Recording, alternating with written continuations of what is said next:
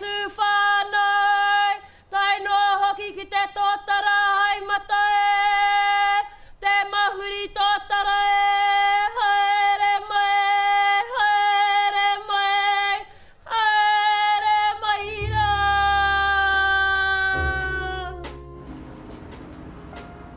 Whakatohea iwi anō Pōtiki has embarked on a journey of transformation. Land confiscations in the 1860s hit the area hard and had a devastating impact on the people. Whakatohea, of course, has been an iwi that has undergone a violent colonisation process. In October 1865, government cavalry charged on Whakatohea civilians at Te Tarata, killing 20 people and injuring many more. And despite that, our people have managed to come back from that legacy. We were once a nation of traders, we were shipbuilders, we traded overseas. Each hapu had their own enterprises and were thriving up until the invasion of Whakatohea. My grandfather spoke about a prosperous time. Hapu had their own industries, their own trading vessels. Naitama had the Mere Paura trading ship, which went directly from the port here to Sydney. Once upon a time, our ancestors were prosperous. They were wealthy. They had all the means and the resources to grow successfully as a tribe, and all of that was taken away from them through Tatou. And we've been trying to recover that again. Now, the Trust Board is working with the community to make Pōtiki prosperous again and to attract whānau back to the region. We embarked on a journey to find out more information from our own whānau living here in Pōtiki. And a lot of that stemmed from our negative statistics, particularly around alcohol and drug related issues, domestic violence. It gave our people the opportunity to stand up and say how they felt things were for them living here. And so we conducted a wellbeing survey. 750 of our uri of Whakatohea living here responded to that survey, and because we went and engaged with our whānau, that gave us the opportunity to build something that was community driven. Our iwi had asked a while ago to have a celebration for us as Whakatohea, and 2014 gave us the first opportunity to bring together a few like-minded young people within Whakatohea, perhaps emerging leaders in their own right, to plan out an event specifically to bring us together to celebrate Whakatohea. So we had a rangatahi involved in the running of the event. We had our iwi team, which was made up of rangatahi from each hapu, from different schools, you know, and getting the message out there of no violence. Then it's a biggie for us because a lot of our rangatahi have been involved in gangs, some of them expelled from school. Our rangatahi are in a very vulnerable state, and this is the time where we need to grab them and just show them that there is a better way, there's a better path, and that there are better people out there. Yeah. In our charter, we looked at all the, wairua, manakitanga, all the values, and how we could drive them across the whole entire event. And not only the event was sort of a beginning stage of this. It's bigger than just that 3-day event. The outcomes that came out of that is that we as an iwi became conscious that Whakatohea does exist in this community. And it's not just for Māori, which was the illusion that presented during the time, that, we thought Whakatohea was a kaupapa just for the Māori. Well, no. Whakatohea is the area that we all live in, so we must share it this land has a whakapapa that the people of the land know. I have a lot of memories about the land, being brought up on the land and being free, being happy, never hungry, having a horse and dogs and cousins and aunties around and the beach. I have a lot of those memories. A strong connection with the land and to their whānau has drawn some Whakatohea iwi back to the area after years of living away. What helped bring me back was that I had children in 2003. I have my twins. I wanted them to grow up with everything that I had. The one constant thing throughout my life has been whānau. Always had whānau around us, always, through the good times and the bad. That our focus here in Whakatohea's festival, that we connect the people who live here back to their hapu first of all and their marae, and that we resource, those areas, because they will, they are the ones who actually draw back their own people. When you don't have anyone living back in the Haerenga, then it's really difficult if you've lived 2 or 3 generations, say in Auckland, to come back, because there is nobody here that you know. So we have to provide those kind of opportunities to ensure that the people who live here have the resources, the support to be able to to reach out to those of their whānau who live out of the Haerenga.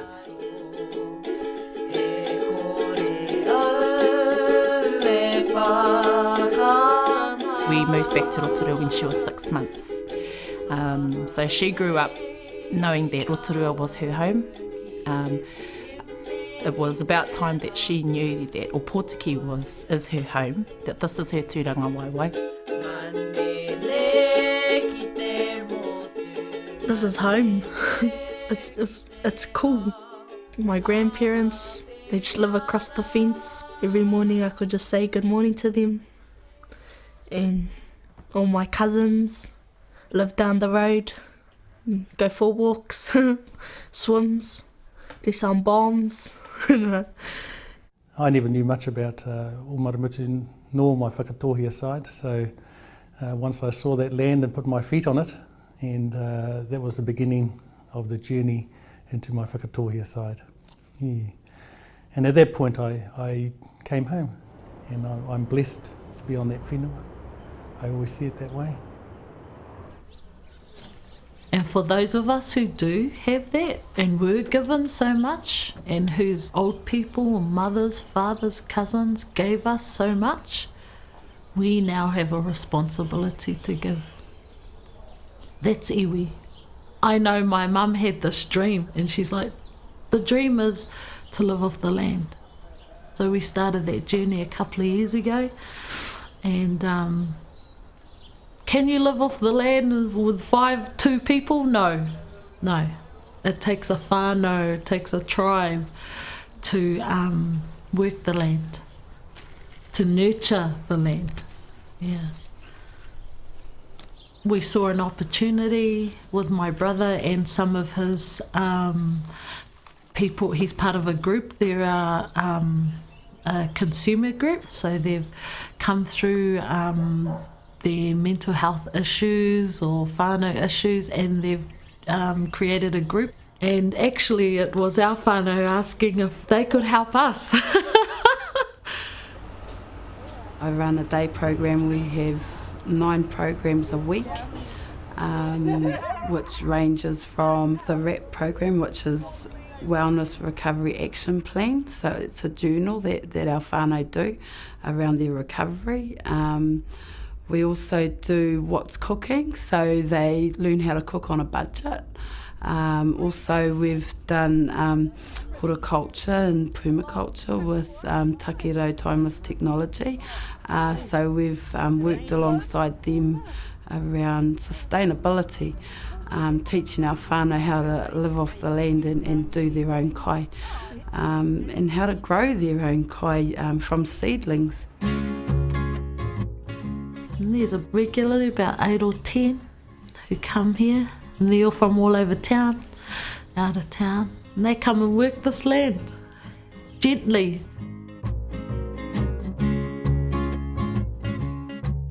Whatever we grow, we share amongst ourselves.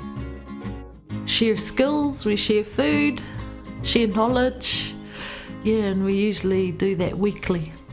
And when we get kai off the land, then we say, every time we have kai, Papa Tunuku, Mother Earth has blessed us, has blessed our garden, blessed our land. And so we need many hands to do that work. So takero, Timeless Technologies, has been our little whānau kai and land movement.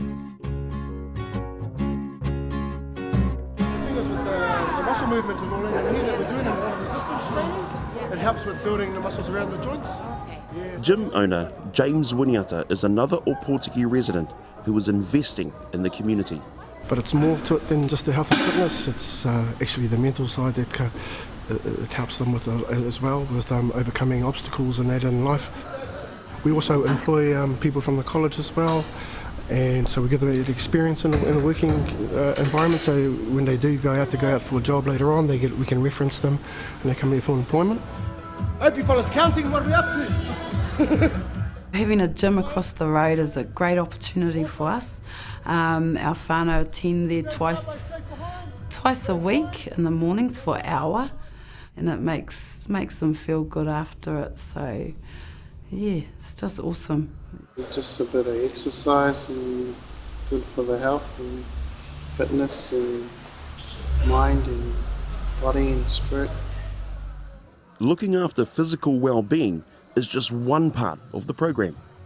So we take them back to learning their pepeha, which is where they're from, so connecting them back to their marae, their maunga, their iwi, and their awa and their hapu. So yeah, teaching them those is just awesome, and we've had a lot of whānau that didn't know that or don't know where they're from or who they are, so being able to help them research that has just been awesome, and the change in their self-belief, you know, in themselves and finding who they are is just priceless.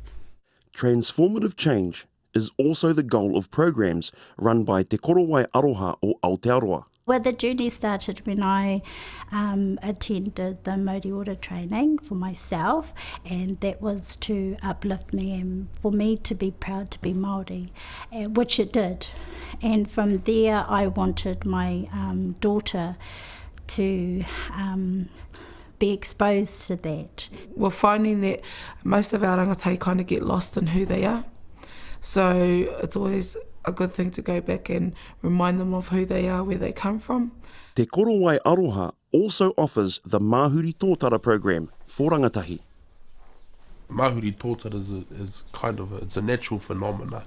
It's not just the name or it's not just the title of a program, but it actually, Mahuri Tōtara talks about a stage of development in the life of a tōtara tree.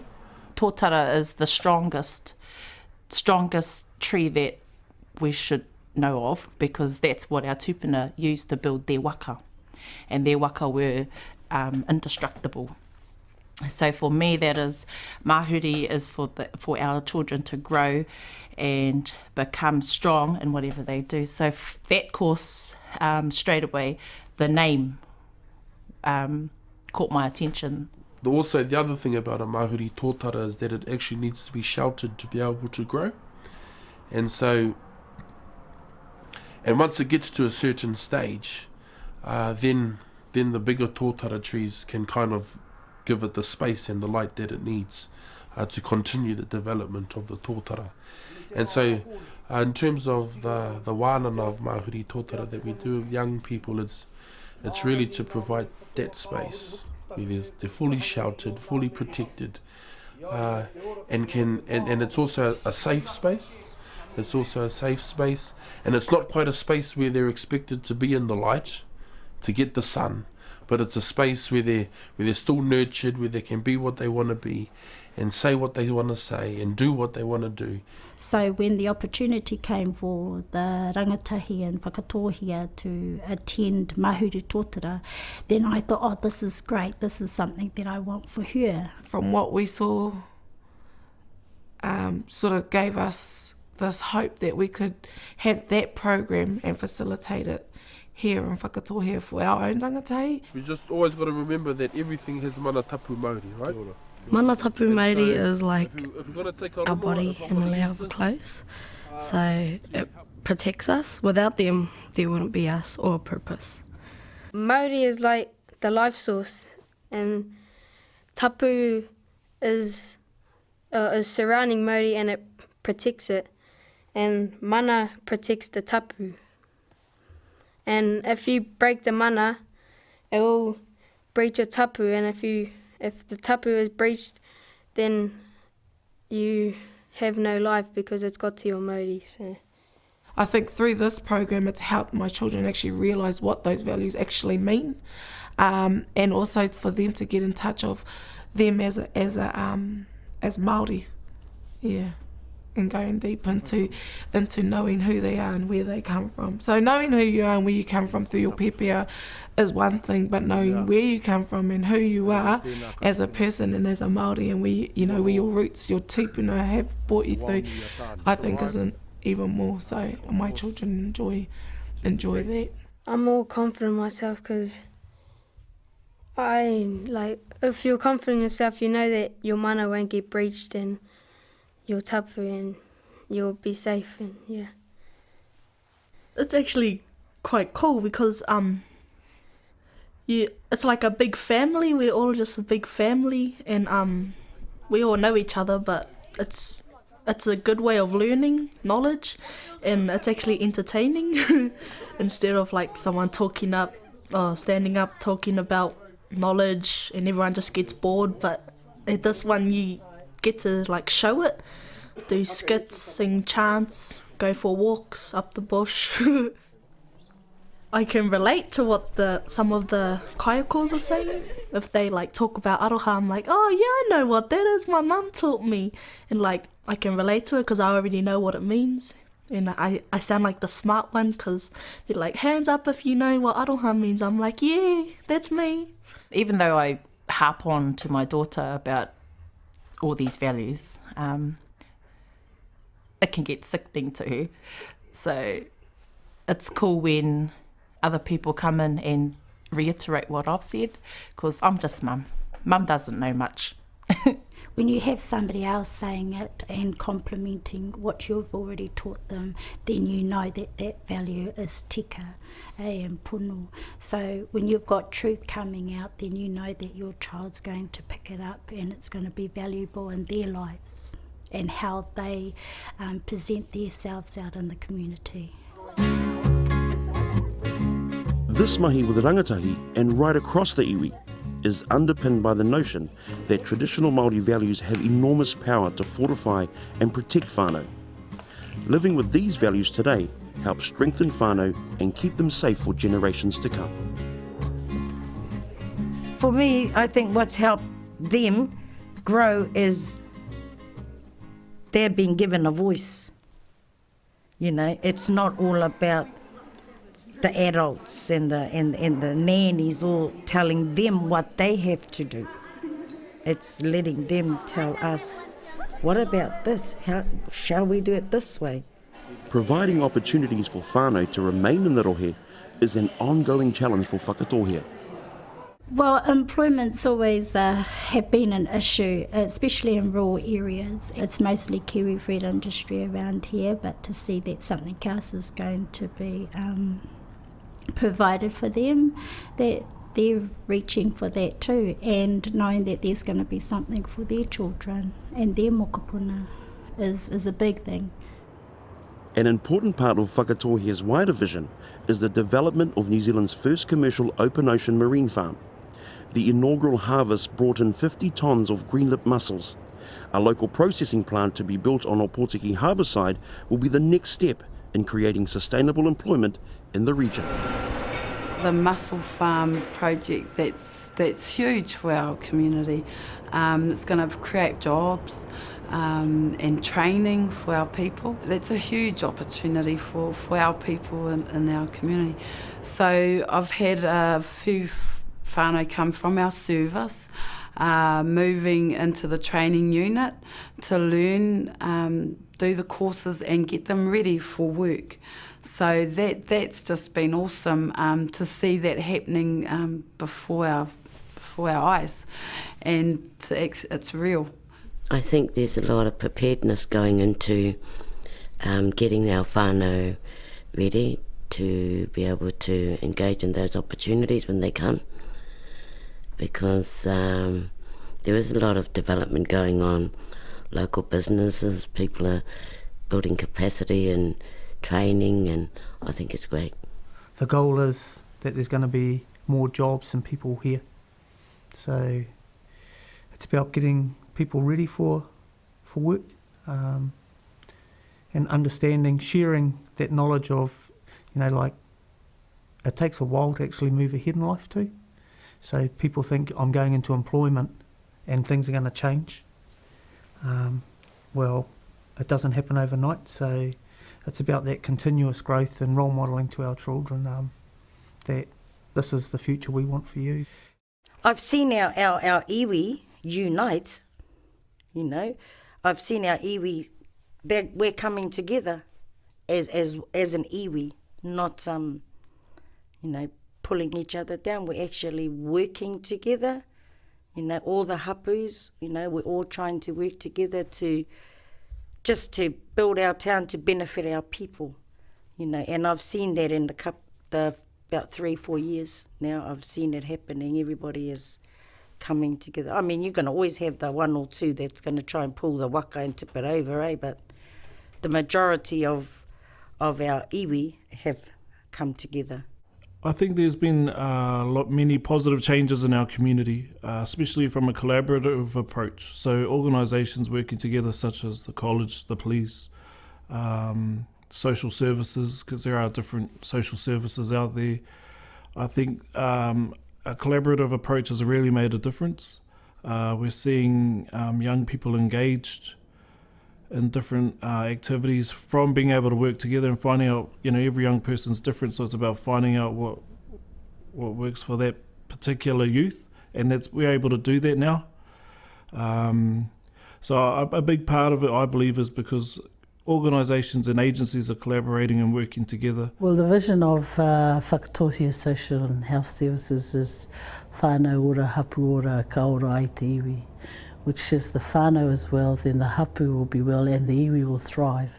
And for us, the measure of success is if our iwi is thriving. If whānau are actually participating within their hapu, if they're participating on their marae, to us that's a measure of success. You get the strength from the people of the maraes, so everybody's got they're all unique, they've all got knowledge, so if we put all that knowledge together and all that strength that we all have, we're gonna be a strong iwi, and we'll be together how we should be anyway.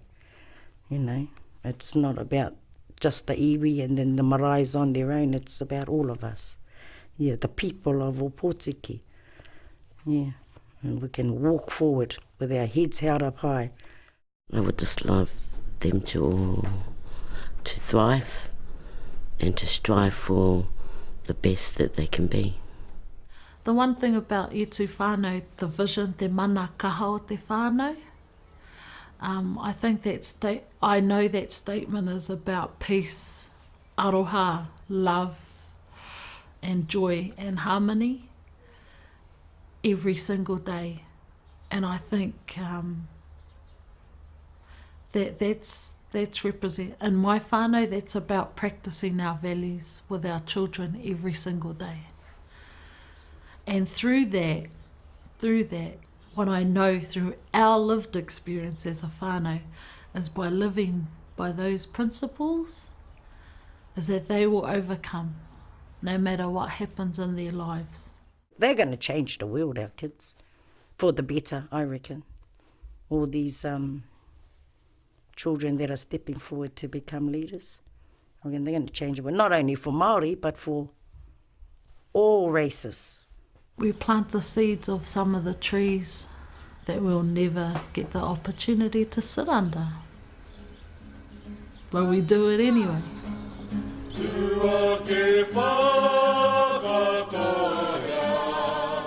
the great